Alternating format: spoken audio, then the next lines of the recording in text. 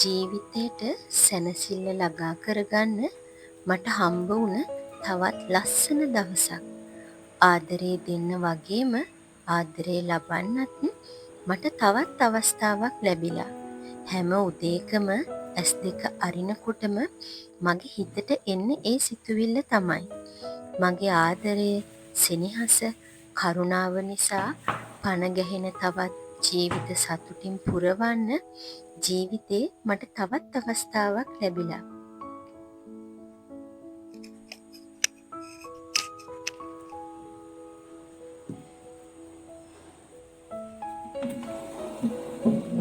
ඉතින් එන්නකෝ මේ උදෙන්ම වැටෙන නැවුම් ඉර එළියේ ඉඳගෙන සැනසිල්ලේ ලස්සනම ලස්සන ක්‍රියේෂන් එකක් කරන්න.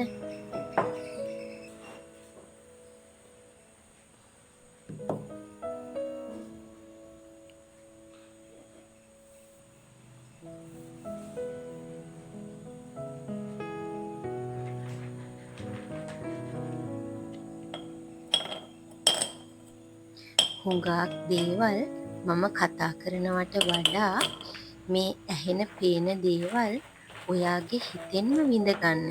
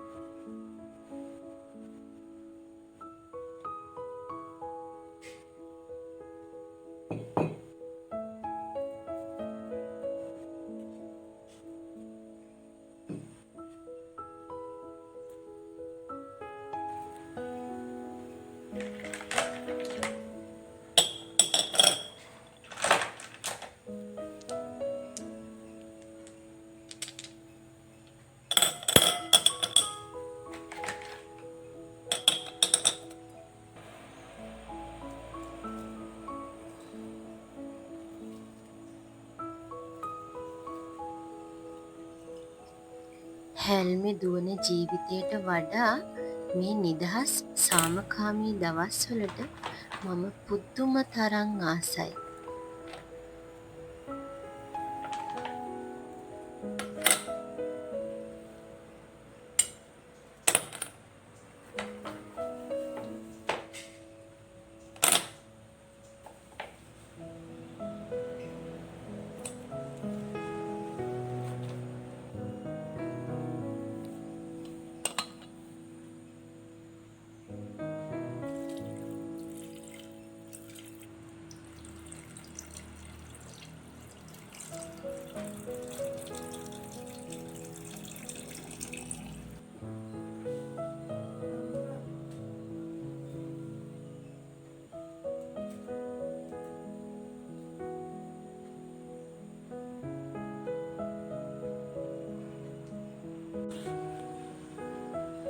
මෙන්න මේ පුංචිම පුංචි ග්ලාස් බෝල් එක මම හදන්නේ මගේ ඩයිනින් ටේබල් එක උඩ තියන්න.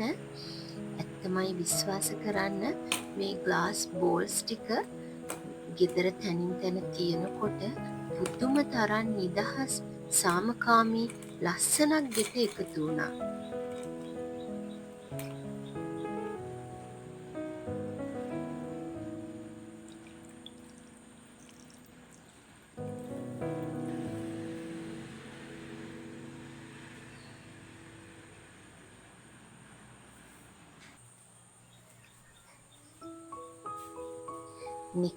නිකම් මේසෙ උඩ තියෙනවට වඩා මෙන්න මේ වගේ ටේබල් මැට් එකක් උඩ තියෙනකොට වෙනම ලස්සනක් එකතු වෙනවා.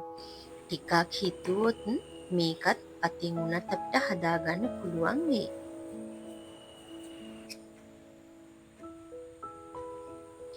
ආදරේ පිරුණු පුංචි ගෙදරක් සම්පූර්ණ වෙන්න මෙන්න මේ වගේ පුංචි බව් ළමයෙකුත් ඕනිමයි.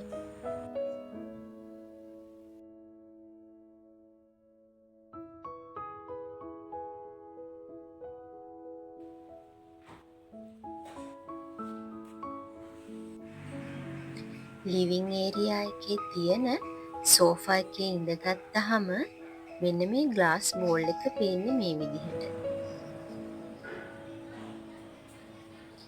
පාසල් නිවාඩු මාසයක් සම්පූර්ණ වෙන්න ඉතින් මොකක් හරි රස කෑමකුත් ඕනෙමයි. එන්නකෝ අපි අද කැරමල් පුඩින් එකක් හදමු.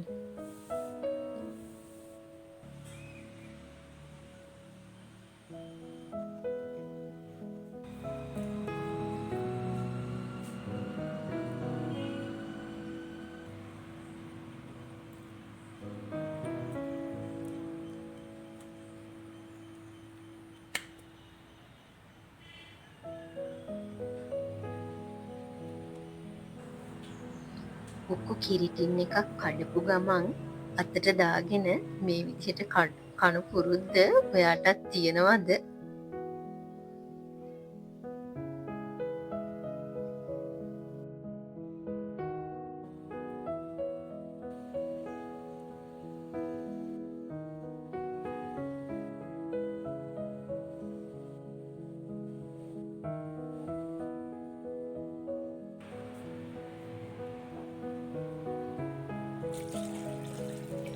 මේ ටින් එකෙන්ම වතුර ටින් එක හමාරක් විතර එකතු කරගමු.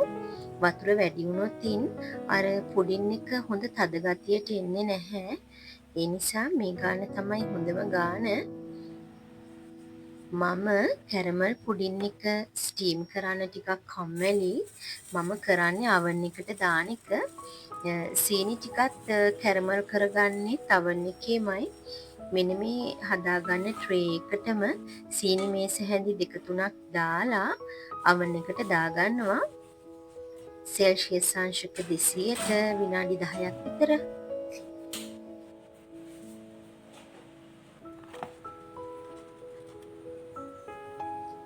සීනි ටික කැරමල් වෙන අතරේ අපි බිත්තර 6ක් කඩලා හොඳට මික්ස් කරගමු.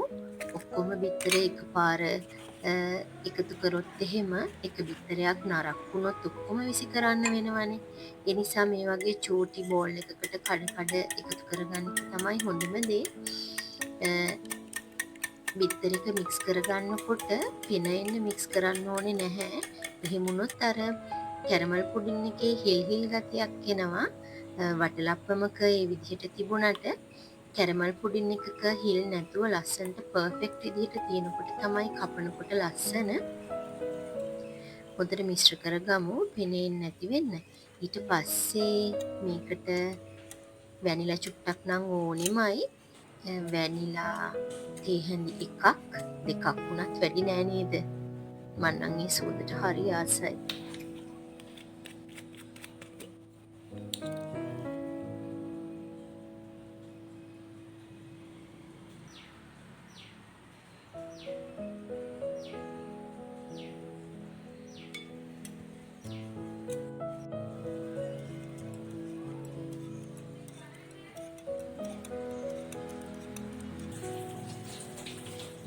බලමු අවන් එකට දාපු සීනි ටිකට මොකද වෙලා තියෙන්නේ කියලා.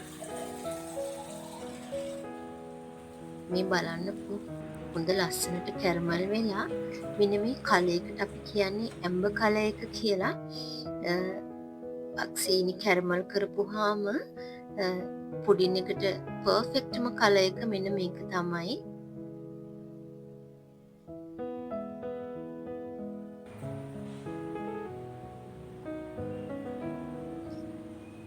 අපි හදාගත්ත මිශ්‍රණය මේ ට්‍රේ එකටම පෙරාගමු. මේ විදිහට පෙරාගත්තේ නැත්නම් නැත්තම් අර බිත්තරවල පිලි රස එකතු වුණාම කන ටිකක් අමාරුයි. ඊට පස්සේ මං oven එකේ tray එක උඩම තියලා ඒකට වතුර චුට්ටක් එකතු කරගන්නවා. මේක උඩින් කවර් කරන්න මුකුත් ඕනේ නැහැ. මම නම් මේ විදිහටම තමයි ඉතින් දාන්නේ. වැඩි වැඩ මොකට දාන්නේ? මේ විදිහට දාපුවාම මේක හොඳ ගානට බේක් වෙනවා. අපි බලමුකෝ මේක රෑ වෙලා කොහොමද තියෙන්නේ කියලා.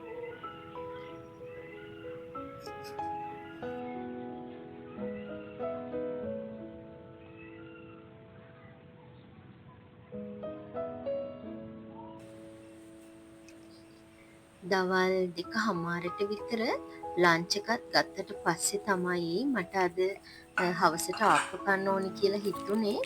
වෙනදා නම් ඉතින් මම උදේම ආප්පේ කනවා. එතකොට ඊස්ට් දාන්න ඕනේ නැහැ. ඒත් ඉතින් දැන් ගොඩක් දවල් වුණානේ. ඊස්ට් දාලා තමයි ඉතින් හදන්න වෙන්නේ. තෙත හාල් පිටි 750කට විතර ග්‍රෑම් 750කට විතර ඒ මම එකතු කරගත්තේ ඊස්ට් තේ හැන්දක්. ඊට පස්සේ සීනි තේ හැන්දකුත් දාලා මද උණුසුම් වතුර චුට්ටකින් මේක අනන්න තමයි තියෙන්නේ. ඔයා මද උණුසුම් වතුර ගන්නවා නම් මේක ඉක්මනටම පිපෙනවා. හැබැයි ඔයාට මේක ටිකක් පරක්කු වෙලා පිපෙන්න ඕන නම් සීතල වතුරෙන් ඇනුවත් කමක් නැහැ. මොකද ඉතින් අපේ රට ගොඩක් උෂ්ණාධික රටක්නේ. කොහොමත් ඉතින් මේක පිපෙනවා. මේක ඉතින් අතින්ම තමයි අනාගන්න ඕනේ. හැන්දකින් මේ වැඩේ කරන්න අමාරුයි. මේ විදිහට හොඳට මික්ස්චර් එක අනලා ඊට පස්සේ ඉතින් වහලා පැත්තකින් තියමු.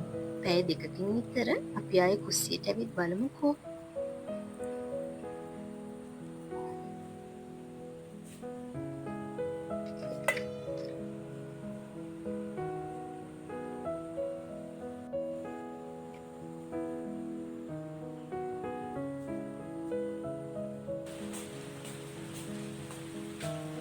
ඔන්න මේ හවස 5ට විතර ඇති. බලමු මොකද වෙලා තියෙන්නේ කියලා. ෂා හොඳ ගානට පිපිලා. මේ බලන්නකෝ.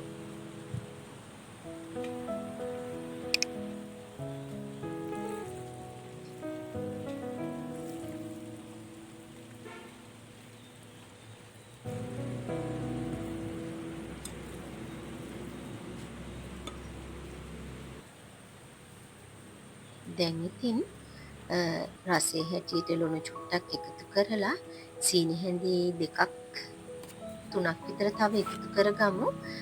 මම මේ විදිහට සීනි දාගන්නේ ඒකෙන් ආප්පකට චූටි රසකුත් එකතු වෙනවා. අර ආප්ප වාටියේ ලස්සන බ්‍රවුන් කලර් එකක් එන්නේ. මෙන්න මේ විදිහට සීනි දාගත්තාම තමයි ඊට පස්සේ හොඳ උප්පු පොල් කිරි ටිකක් එකතු කරලා අපි හොඳ බැටර් එකක් අනාගමු. ඊට පස්සේ ඉතින් මේකත් තව පැයක් එකහමාරක් පිපෙන්න තියලා තමයි මම හවස හදන්නේ.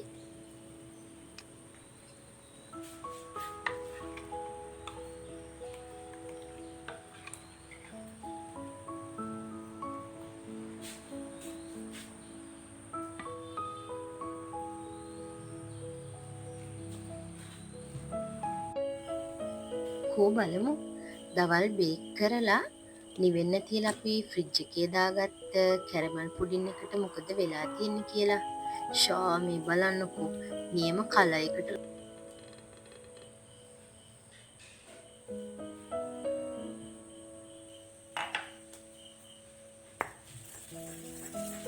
දැන් වෙලාව රෑ 7 විතර ඇති. ඉක්මනට අපි කට්ට සම්බෝලෙත් හදලා තියලා ආප්ප ටික හදාගමු. දවල් මිරිසට උයපු ෆිෂ් කරි එකකුත් තියෙනවා. කට්ට සම්බෝලේ ෆිෂ් කරි එකයි එකතු වුණාම ආප්ප වලට නියමෙට මැච් වෙලා යයි නේද?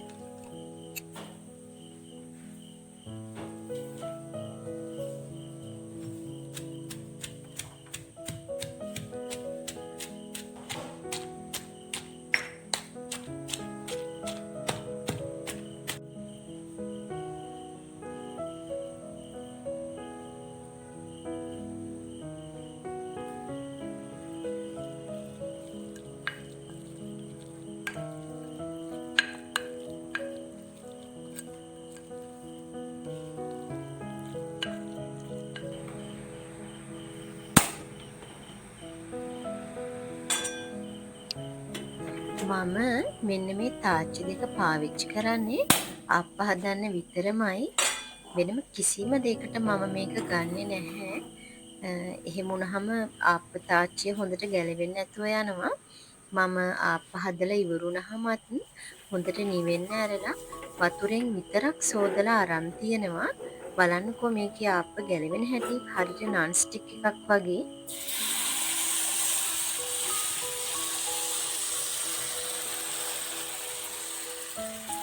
ආප්ප හදන දවසට ඉතින් වෙනදා වගේ ඩිනර් ටේබල් එකේ ඉඳගෙන කන්න හම්බ වෙන්නේ නැහැ කට්ටියටම එකට.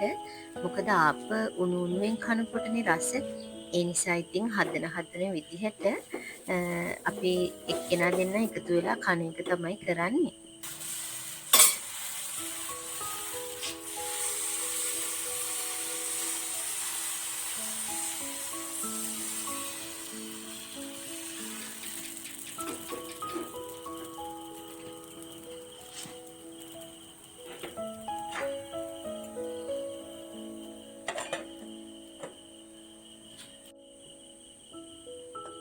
කෝ බලමු.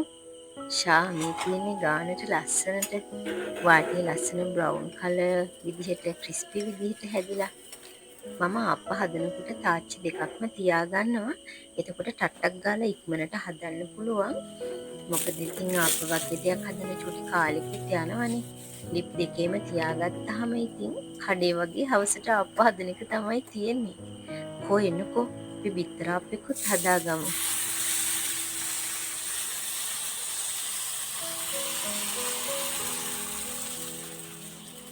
වැඩි බැටර් එක ආපහු බැටර් එක තියෙන බෝල් එකටම දාලා බිත්තරයක් මේකට කඩාගෙන චුටි වෙලාවක් වහලා තියෙනවා.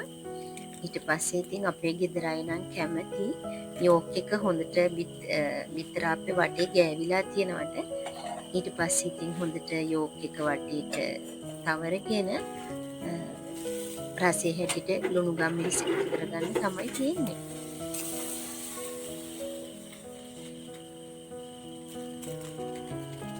සමහර වෙලාවට අපි ගොඩාක් වියදම් කරලා එක එක තැන්වලින් කෑම කෑවට මොකද ඒක අපේ රසයේ හැටියටම නෑ නේද? සමහර වෙලාවට නම් ඉතින් ගොඩාක් රසට තියෙනවා. ඒව රස බලපුවාම අපිටත් ඉගෙන ගන්න දේවල් තියෙනවා. හැබැයි සමහර වෙලාවට වියදම් කරලා විතරක් එනවා අපිට කිසිම එකකින් තෘප්තියක් නැහැ. සමහර වෙලාවට කඩෙන් කන කෑම පොඩ්ඩ බලලා කියන්නේ අම්මා ගෙදර හදනවා වගේ රස නෑ කියලා. ඔන්න රැකෑම ලෑස්ති. එහෙනම් ඉන්නකො කට්ටියම. ෆිෂ් කරි එකයි කට්ටසම්බෝලේ එක උණුණු අප්පමු. මේ බලන්නකෝ අපි හදාගත්ත කැරමල් පුඩින් එක. ඇත්තටම මේක හොඳ ගානට රසටම තිබුණා. මීට වැඩිය සතුටක් ජීවිතේට කොයින්ද? ආදරය දෙන තරමටයි ආදරය ලැබෙන්නේ. ආයෙත් දවසක හම්බ වෙමු. තව චුට්ටක් තියෙනවා. ඒ ටිකත් බලලම යන්න.